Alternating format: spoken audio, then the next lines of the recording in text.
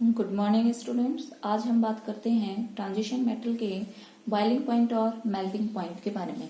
देखिए, अपन ने बात करी थी कि जो ट्रांजिशन मेटल्स होते हैं वो धात्विक प्रवृत्ति के होते हैं, इसलिए इनके गलनांक और क्वथनांक के मान ज्यादा होते हैं। लेकिन गलनांक और क्वथनांक के मान जब अपन आवर्त में स्कैंडियम से जिंक तक जाते हैं तो पहले बढ़ते हैं और फिर कम होने लग जाते हैं, जिसमें से भी मैग्नीज और जिंक के गलनांक और क्वथनांक के मान अत्यंत कम होते हैं, क्योंकि अपन को पता है मैग्नीज इसका विन्यास होता है 3d5 4s2 एंड जिंक का होता है 3d10 4s2 और ये स्टेबल विन्यास होता है, अर्धपूरित विन्यास और पूर्णपूरित विन्यास। इसीलिए इनका धात्विक बंध में योगदान कम होता है और इसीलिए इनके बॉइलिंग पॉइंट और मेल्टिंग पॉइंट के मान अत्यंत ही क्या होते हैं, कम। अब देखिए, जब अपन बोल रहे हैं कि पहले इनके गलनांक और क्वथनांक के मान बढ़ते हैं फिर कम होते हैं, ऐसा क्यों? क्योंकि अपन को पता है जैसे जैसे अपन पहले आवर्त में बाएं से दाएं चलते हैं वैसे वैसे डी में अयुग्मित इलेक्ट्रॉनों की संख्या बढ़ती है। इसके कारण उनका धात्विक बंध में योगदान भी बढ़ जाता है और धात्विक बंध क्या हो जाता है, प्रबल, जिसके कारण गलनांक और क्वथनांक के मान ज्यादा हो जाते हैं। लेकिन जैसे ही मैग्नीज के बाद आयरन, कोबाल्ट, निकेल, कॉपर वगैरह आने स्टार्ट होते हैं, अपन को पता है इलेक्ट्रॉनों का युग्मन प्रारंभ हो जाता है और इलेक्ट्रॉनों के युग्मन की वजह से अयुग्मित इलेक्ट्रॉनों की संख्या क्या हो गई, कम। अयुग्मित इलेक्ट्रॉनों की संख्या कम होने की वजह से धात्विक बंध में उनका योगदान भी क्या हो गया, कम, और इसीलिए बंध कैसा हो गया, दुर्बल। और दुर्बल बंध होने की वजह से अब उनका गलनांक और क्वथनांक का मान भी क्या हो गया, कम। क्लियर? इसमें से भी देखो, जिंक, कैडमियम एंड मरकरी, अपन बात कर लेते हैं जिंक, कैडमियम एंड मरकरी। यहाँ पे स्थायी विन्यास होगा, जिंक में होगा 3d10, कैडमियम में होगा 4d10 एंड मरकरी में होगा 5d10। बोले तो यहाँ पे डी कक्षक पूर्णतया भरा हुआ होगा, तो इनके गलनांक और क्वथनांक के मान इस D10 विन्यास के कारण बहुत ही कम होते हैं। और अपन को पता है अपवाद स्वरूप मरकरी तो कैसी धातु होती है, द्रव धातु होती है। क्लियर? D10 विन्यास के कारण इनके धात्विक बंध में D इलेक्ट्रॉनों का योगदान बिल्कुल ही क्या हो जाता है, कम। इसीलिए इनके गलनांक और क्वथनांक के मान भी क्या हो जाएंगे, कम। तो आप लोग ध्यान में रखेंगे इन सब चीजों को कि शुरू में अयुग्मित इलेक्ट्रॉन ज्यादा होते हैं, अयुग्मित इलेक्ट्रॉन ज्यादा होने की वजह से धात्विक बंध में योगदान ज्यादा और धात्विक बंध प्रबल बनेंगे तो गलनांक क्वथनांक के मान ज्यादा होंगे। लेकिन फिर जैसे जैसे इलेक्ट्रॉनों का युग्मन होगा, अयुग्मित इलेक्ट्रॉनों की संख्या कम, धात्विक बंध में योगदान कम, तो धात्विक बंध की प्रबलता भी कम, गलनांक क्वथनांक के मान क्या हो जाएंगे, कम। और इसमें से भी मैग्नीज, जिंक जो है स्थायी विन्यास के कारण इनके धात्विक बंध में योगदान कम हो जाता है और गलनांक क्वथनांक के मान क्या हो जाते हैं, कम। अब मैं बात करती हूँ संक्रमण धातुओं की उत्प्रेरकीय सक्रियता के बारे में। ये देखिए कि संक्रमण जो धातु होती हैं ये कई यौगिकों, कई अभिक्रियाओं में उत्प्रेरक की भांति व्यवहार करती हैं और उत्प्रेरक वो होते हैं जो अभिक्रिया वेग को बढ़ा देते हैं। क्लियर? अब देखिए, इनको मैंने जो अभिक्रियाएं हैं वो लिख रखा है। देखिए, मैंने लिखा हुआ है फेंटोन अभिक्रमक बोलते हैं और इसको आप ध्यान में रखेंगे। फेंटोन अभिक्रमक होता है फेरस सल्फेट प्लस और H2O2, FeSO4/H2O2, इसको फेंटेन अभिक्रमक बोला जाता है। और ये फेंटेन अभिक्रमक प्राथमिक अल्कोहल को ऑक्सीकरण, ये प्राथमिक अल्कोहल का ऑक्सीकरण करते हैं किनमें, एल्डिहाइड्स में। ध्यान रखेंगे, प्राइमरी अल्कोहल ऑक्सीकृत होकर क्या बनाते हैं, एल्डिहाइड। किसकी उपस्थिति में, फेंटोन अभिक्रमक की उपस्थिति में। ये अपन सबने पढ़ा हुआ है। अमोनिया की हैबर विधि, जिसमें कौन कौन काम में आता है, आयरन और मॉलिब्डेनम। जहाँ पे आयरन तो किसकी तरह कार्य करता है, उत्प्रेरक की, और मॉलिब्डेनम किसकी तरह कार्य करता है, वर्धक की। क्लियर? तो ये हैबर विधि हो गई जिसमें अपन अमोनिया को बनाएंगे। सेम ऐसे ही कॉन्टैक्ट प्रोसेस, संपर्क विधि में जब सल्फर डाइऑक्साइड को सल्फर ट्राइऑक्साइड में कन्वर्ट किया जाता है तो वैनेडियम पेंटा ऑक्साइड काम में लिया जाता है उत्प्रेरक के रूप में। क्लियर? और वैनेडियम भी अपन को पता है कौन सी धातु है, संक्रमण धातु। ऐसे ही जो अपने असंतृप्त जो वसा होती है उसको या बोलो ये जो इसके ये निकेल उत्प्रेरक, इसको ध्यान में रखेंगे आप कि जो निकेल उत्प्रेरक होता है वो कार्बन कार्बन द्विबंध के हाइड्रोजनीकरण के काम में आता है। और इस विधि के द्वारा वनस्पति तेल, ये है वनस्पति तेल, जो कि कैसी वसा होती है, असंतृप्त वसा को वनस्पति घी, जिसको अपन बोलते हैं सैचुरेटेड फैट, में कन्वर्ट किया जाता है। किसके द्वारा? निकेल के द्वारा। Very very important. और आगे ऐसे देखें, अगर एथीन है और उसका अपन को पॉलीमराइजेशन, बहुलकीकरण करवाना है और किस में कन्वर्ट करना है? पॉलीथीन में। तो अपन को कौन सा वाला कैटलिस्ट चाहिए? जिगलर नाटा कैटलिस्ट। इस कैटलिस्ट का नाम होता है जिगलर नाटा catalyst. Titanium tetrachloride plus try ethyl aluminium, ध्यान में रखेंगे, very very important. TiCl4 plus AlEt की थ्राइस, ये 3 है। यहाँ पे कितने मॉलिक्यूल हैं? 3। तो ध्यान में रखेंगे। फेंटोन अभिकर्मक प्राइमरी अल्कोहल को एल्डिहाइड में ऑक्सीकृत करता है। आयरन प्लस मॉलिब्डेनम अमोनिया बनाते हैं हैबर प्रोसेस में। कॉन्टेक्ट प्रोसेस में सल्फर डाइऑक्साइड को ट्राइऑक्साइड में कन्वर्ट करना है तो वैनेडियम पेंटाऑक्साइड। ऐसे ही जो हमारा अनसैचुरेटेड ऑयल है उसको सैचुरेटेड घी में कन्वर्ट किया जाता है। किसके द्वारा? निकेल के द्वारा। एथीन से पॉलीथीन बनाई जाती है जिगलर नाटा कैटलिस्ट के द्वारा। तो ये जो अपने संक्रमण धातु हैं इनकी क्या होगी? उत्प्रेरकीय सक्रियता। क्लियर। अब ये उत्प्रेरकीय सक्रियता क्यों प्रदर्शित करते हैं? क्योंकि अपन को पता है इनकी परिवर्तनशील क्या होती है? संयोजकता। ये इलेक्ट्रॉन ग्रहण भी कर सकते हैं और इलेक्ट्रॉन त्याग भी सकते हैं। इस कारण संक्रमण धातु समांग और विषमांग दोनों प्रकार के उत्प्रेरण में प्रयोग में लाए जाते हैं। क्लियर। चलो अब अपन बात करते हैं इंपॉर्टेंट टॉपिक संक्रमण धातुओं के कलर के बारे में। देखें, अब कोई वस्तु है या मैं बोलूं कोई भी सबस्टांस है, वो कलर क्यों शो करता है ये अपन को पता है कि वो अगर वो लाइट का अब्जॉर्प्शन करे कौन से वाले रीजन से? दृश्य प्रकाश के क्षेत्र से। जब वो दृश्य प्रकाश क्षेत्र से उस लाइट का अब्जॉर्ब करता है तो फिर जब उस लाइट को विकिरणों के रूप में वो एमिट करता है, उत्सर्जित करता है, तो जिस रंग की लाइट उसने अब्जॉर्ब करी उसके पूरक रंग की लाइट को वो उत्सर्जित करता है और हमेशा उसको अपन को पूरक रंग को कॉम्प्लीमेंट्री कलर दिखाई देता है। और ये अपन बात कर लेते हैं विबग्योर से। BGYOR अपन ने कहा श्वेत प्रकाश इन 7 रंगों में विभाजित होता है। क्लियर। तो अगर मान लीजिए उसने ब्लू कलर की लाइट को अब्जॉर्ब किया तो जब वो उस रेडिएशन को अमिट करेगा तो वो अपन को ऑरेंज कलर का दिखाई देगा, ना कि ब्लू, क्योंकि इसका कॉम्प्लीमेंट्री कलर कौन होता है? ऑरेंज। ऐसे मान ले उनने लाल रंग के प्रकाश को अवशोषित कर लिया तो फिर वो अपन को ग्रीन कलर का दिखाई देगा, ना कि रेड। अगर वो ग्रीन अवशोषित करेगा तो अपन को कैसा दिखाई देगा? लाल। तो हमेशा अपन को कॉम्प्लीमेंट्री कलर दिखाई देता है। क्लियर। आप लोग ध्यान रखेंगे। अब देखो अपन बात कर लेते हैं, अब ये जो अपने संक्रमण धातुएं हैं इनमें कलर 2 तरीके से होता है। एक इनमें जो कलर आता है वो आता है DD संक्रमण की वजह से, और एक जो कलर होता है वो होता है चार्ज ट्रांसफर स्पेक्ट्रा की वजह से। अब दोनों को बारी बारी से समझते हैं। देखिए DD संक्रमण क्या होता है।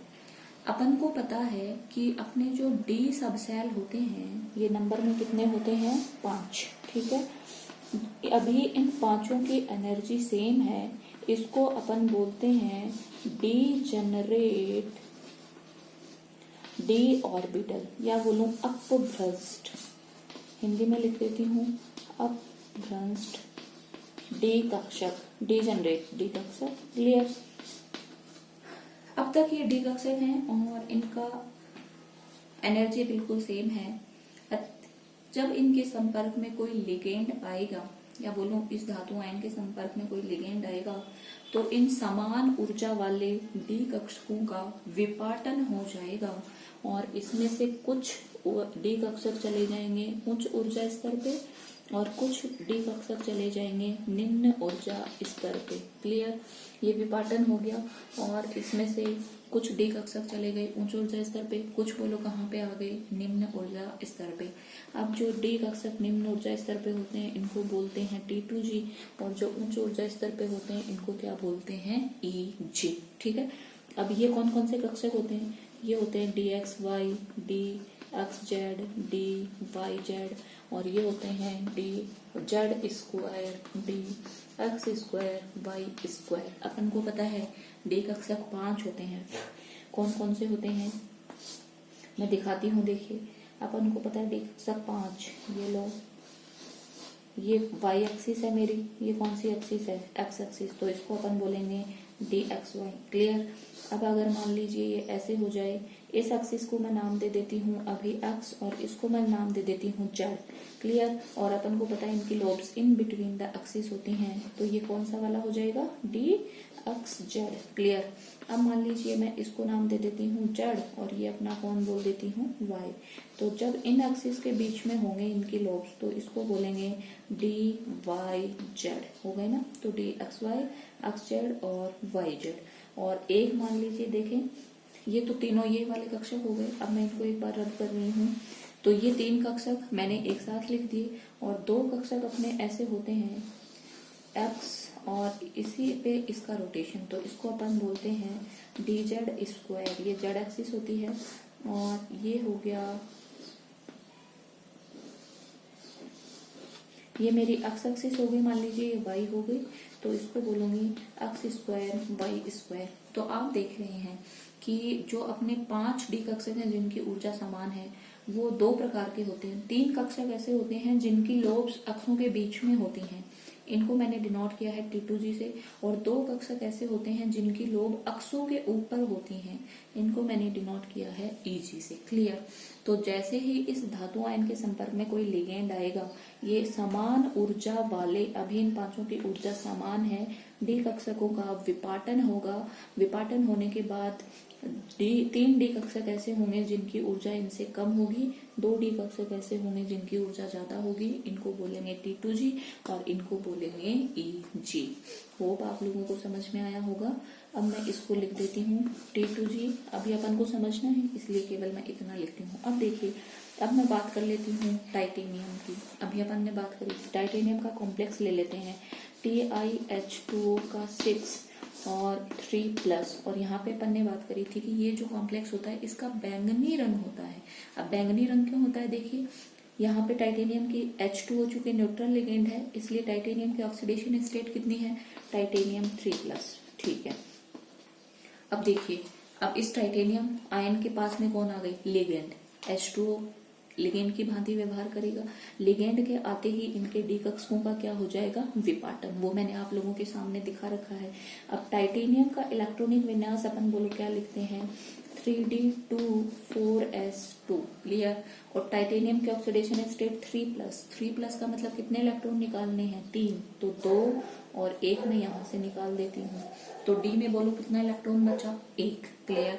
मैं लिख देती हूँ, और वो 1 इलेक्ट्रॉन कहाँ पे है? T2G। तो T2G की ऊर्जा बोलो क्या है? कम। जब ये दृश्य प्रकाश क्षेत्र से ऊर्जा का अवशोषण करेगा, तो अवशोषण करके उत्तेजित स्तर में जाएगा, और यहाँ से बोलो कहाँ पे ट्रांजिशन कर जाएगा? EG में। क्लियर। EG में ट्रांजिशन होने के बाद जब ये वापस अपने ग्राउंड स्टेट में आएगा, तो ये ऊर्जा का क्या करेगा? उत्सर्जन। तो जिस रंग का इसने अवशोषण किया उसका पूरक रंग अपन को क्या होगा? दिखाई देगा। अब चूंकि देखो ये T2G भी कौन से कक्षक हैं? डी कक्षक, और EG भी कौन से वाले कक्षक हैं? डी कक्षक। इसलिए जो संक्रमण हुआ उसका नाम बोलो मैंने क्या बोला? DD संक्रमण। और इस DD संक्रमण की वजह से ये जो टाइटेनियम का कॉम्प्लेक्स है, इसका कलर बोलो कैसा होता है? बैंगनी। किस रंग का आएगा ये? बैंगनी रंग का। तो आपको समझ में आया होगा कि DD ट्रांजिशन क्या होता है। ठीक है। अब मैं बात करती हूँ चार्ज ट्रांसफर स्पेक्ट्रा की।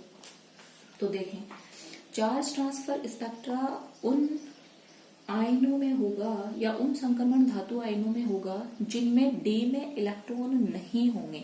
अगर मान लीजिए कहीं पे D पे इलेक्ट्रॉन है तो वहां पे तो DD संक्रमण की संभावना होगी, लेकिन अगर मान लीजिए कहीं पे D कक्षक में इलेक्ट्रॉन नहीं है, तो फिर वहां पे जो रंग आएगा वो किसकी वजह से आएगा? आवेश स्थानांतरण संकुल की वजह से। और संक्रमण धातु के यौगिकों में ये रंग का दूसरा महत्वपूर्ण कारण है और इसमें इलेक्ट्रॉन एक आणविक कक्षक से दूसरे आणविक कक्षक में क्या हो जाते हैं, स्थानांतरण।